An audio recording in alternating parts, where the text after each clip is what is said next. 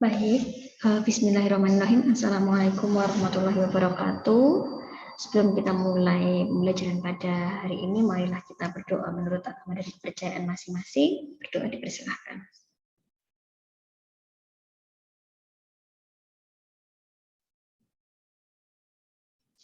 Baik, berdoa selesai. Hari ini kita akan mempelajari mengenai manajemen nutrisi ya. Manajemen nutrisi berdasarkan kasus yang ada di buku panduan. Nah, jadi di kasusnya di buku panduan itu JB usianya 45 tahun, dia seorang laki-laki, dia bekerja sebagai kontraktor bangunan. Kemudian pada saat bekerja dia mengalami jatuh dari lantai 3 dan mengalami fraktur multiple serta cedera kepala berat. Nah, tentu setelah itu dia mengalami penurunan kesadaran. Nah, pada saat mengalami penurunan kesadaran, dia diberikan nutrisi melalui selang yaitu 50 cc per jam karena dia tidak bisa mengkonsumsi makanan secara oral. Nah, kemudian setelah 24 jam, si nutrisinya itu ditingkatkan menjadi 75 cc per hari. Nah, kemudian setelah 2 hari, si JB itu ternyata mengalami diare. Nah, setelah 1 bulan nih, 1 bulan si JB mengalami penurunan kesadaran tadi, berat badannya turun drastis. Dari yang awalnya 80 kg itu menjadi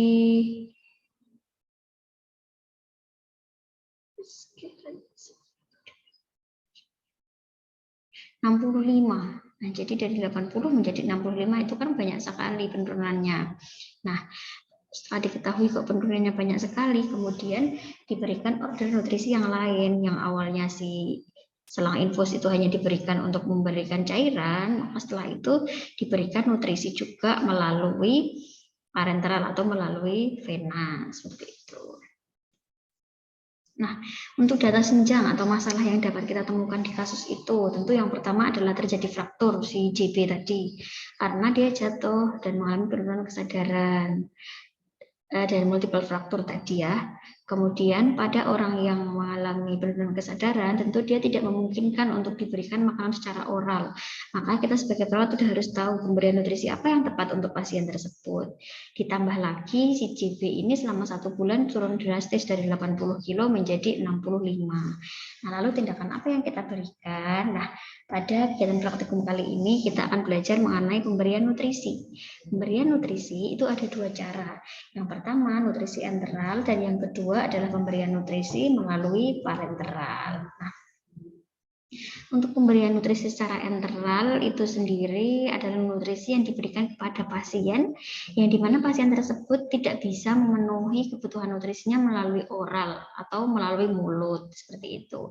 Jadi bisa diberikan melalui selang NGT, OGT atau pembuatan selang langsung di lambung ataupun usus pasien. Nah, seperti ini contohnya pemberian nutrisi. Yang pertama pemberian nutrisi melalui NGT ya. Tentu teman-teman sudah pada tahu seperti apa cara memasangnya. Kemudian cara memberikannya bisa seperti ini nutrisi atau susu ya yang sudah dicairkan kemudian akan diberikan melalui hidung, namanya juga NGT, nasogastric tube, naso hidung, gastrik lambung, tube saluran, berarti memberikan makanan atau nutrisi melalui saluran hidung yang akan masuk langsung ke dalam lambung, seperti itu. Nah, untuk cara memberikannya ini boleh mengikuti gaya gravitasi ya, jadi ini ditinggikan kemudian nanti ini akan mengalir secara otomatis mengikuti gaya gravitasi. Nah, selain NGT ada juga OGT atau orogastric tube. Nah, orogastric tube ini biasanya dipasangkan pada anak-anak melalui orofaring. Kalau ini tadi melalui nasofaring, kalau yang OGT ini diberikan melalui orofaring. Nah, tapi sama aja, semuanya akan masuk ke dalam gastrik atau lambung.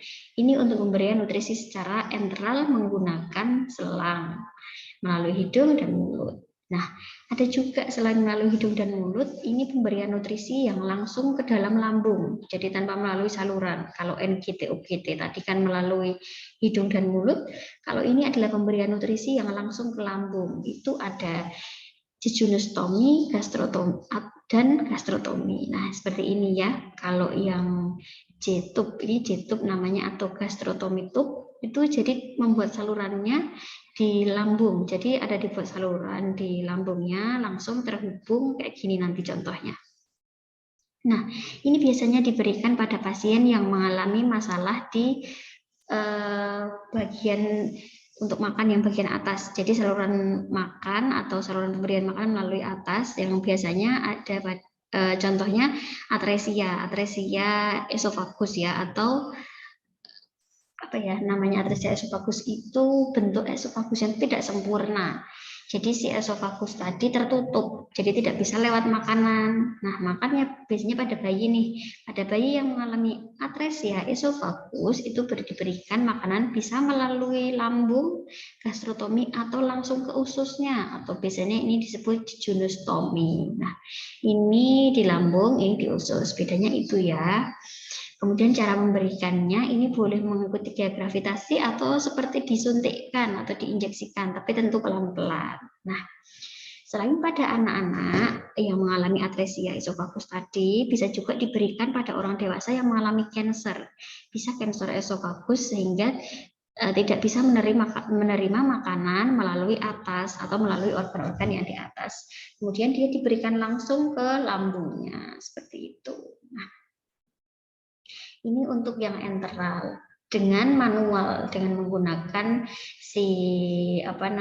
saluran seperti RGT, kemudian menggunakan spuit yang besar. Nah, selain dengan manual, bisa juga dengan alat. Jadi nanti alatnya akan bekerja secara otomatis. Ini bentuknya seperti infus pump, kemudian ini di dalam sini makanannya, dan ini nanti untuk pengaturannya, seperti itu. Nah, ini untuk tadi nutrisi yang diberikan, itu biasanya susu ya, susu yang sudah dibuat, susu tentu yang kandungannya tinggi protein, karena tujuan kita di dalam kasus adalah membantu si JP tadi untuk menaikkan berat badannya supaya dia tidak terlalu banyak kehilangan berat badan, seperti itu.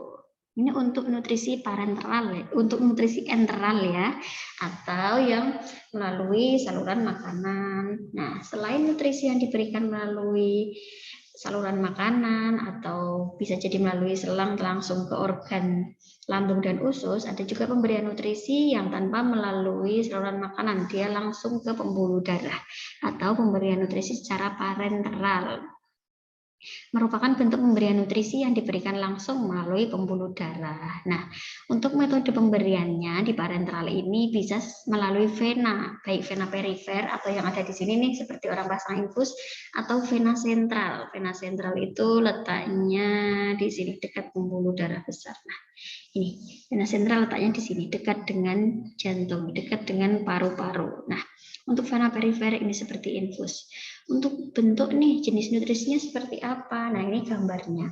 Ini ada yang cair seperti ini isinya NaCl, KCl, tergantung dari kebutuhan pasien.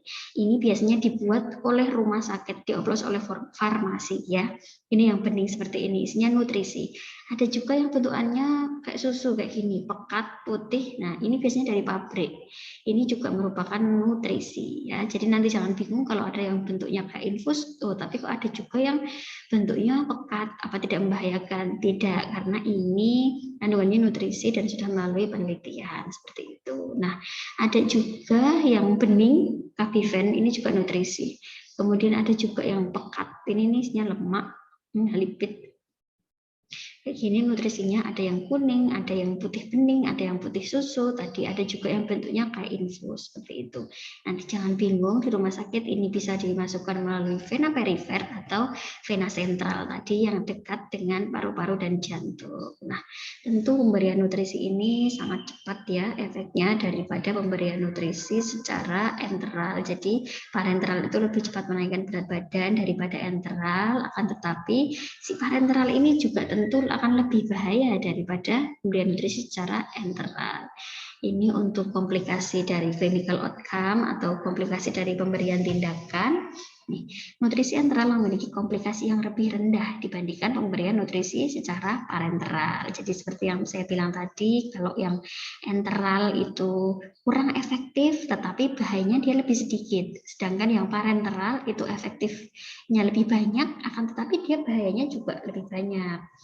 Kalau pada enteral atau pemberian nutrisi tidak melalui pembuluh darah, itu keuntungannya dia akan lebih murah, Dek.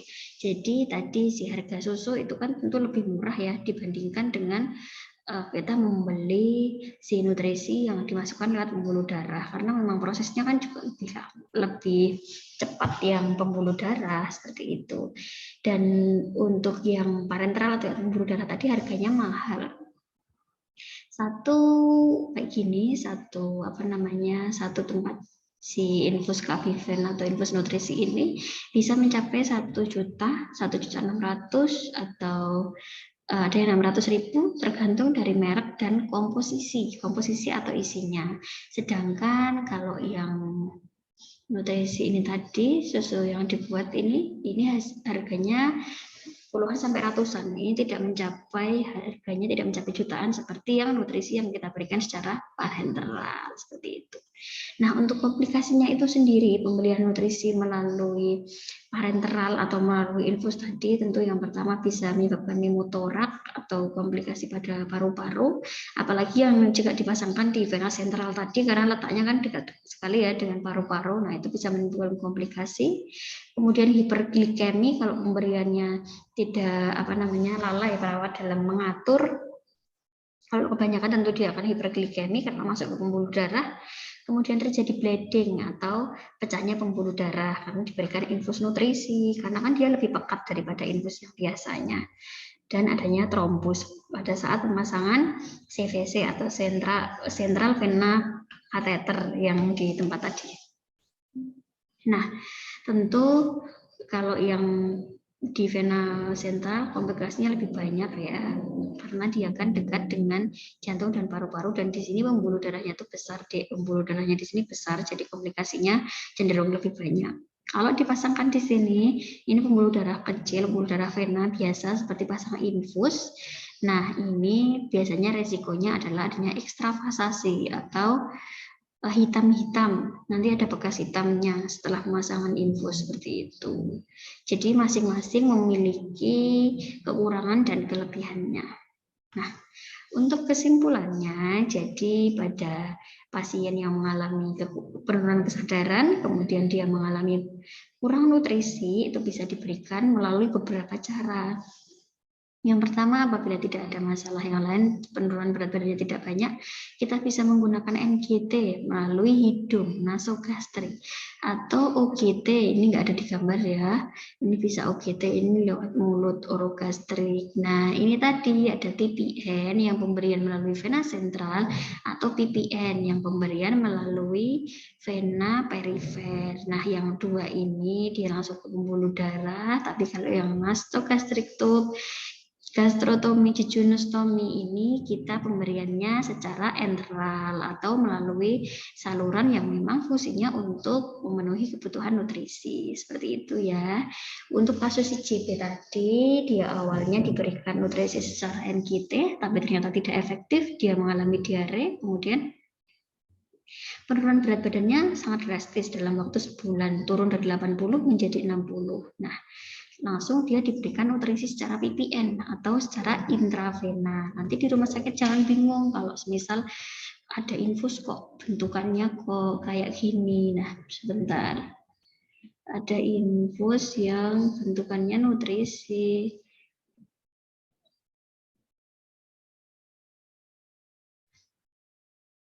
Nih, kayak gini. Kok bentukannya pekat. Nah, nanti namanya ada Pomiflex, ada Kaviven, ada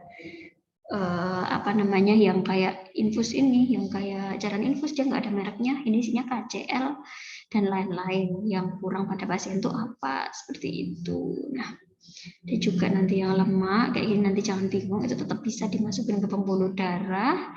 Yang penting dia tetap terjaga kesterilan pembuluh darahnya, kemudian Kita mencegah adanya ekstravasasi dengan cara membedakan antara tempat pemberian nutrisi dan tempat pemberian infus. Dan setelah kita berikan nutrisi yang pekat ini tadi, kita kerocok dengan cairan NaCl untuk mencegah terjadinya adanya trombus-trombus di pembuluh darah karena yang tadi pekat ya. Mungkin cukup itu yang bisa saya sampaikan terkait pemberian nutrisi baik yang enteral maupun parenteral. Silahkan nanti perlu dipelajari, kemudian kita diskusi melalui grup ya untuk tentang pemberian nutrisi pada pasien. Nah, cukup itu dari saya, kurang lebihnya saya mohon maaf, semoga bermanfaat. Saya akhiri, wassalamualaikum warahmatullahi wabarakatuh.